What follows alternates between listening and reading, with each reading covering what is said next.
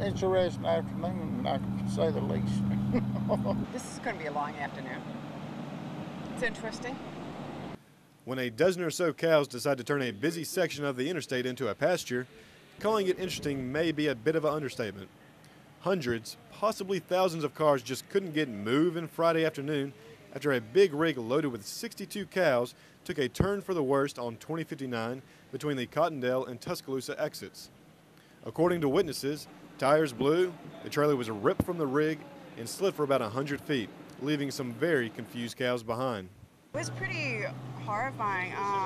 The cows were making a lot of noise. You could tell they were terrified. There was one cow who had its head out, was bleeding, and nobody knew what happened to the driver. That was our main concern. And so we looked for the driver first, and he was all right, thank goodness. Shane Anderson was on his way to Mississippi when the accident happened and stopped to help round up the cows. Mind them well. Well, you can stick your arms out and just kind of, and me and two other guys got them rounded up. So how do you wrangle up cattle on the interstate? To shoot for them. Right. If you don't mind, if we use your truck like that, if you'll just butt up against hers here in a minute.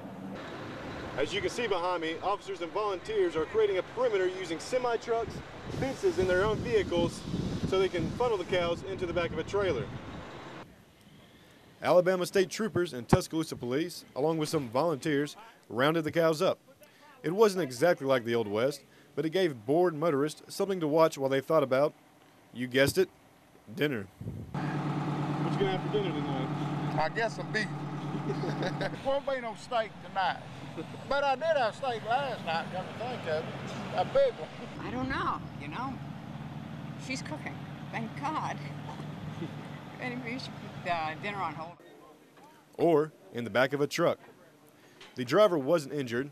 Remarkably, so was no one else. But Alabama State Troopers confirmed that 3 cows were killed. Tuscaloosa County, Alex Joseph, WVUA News.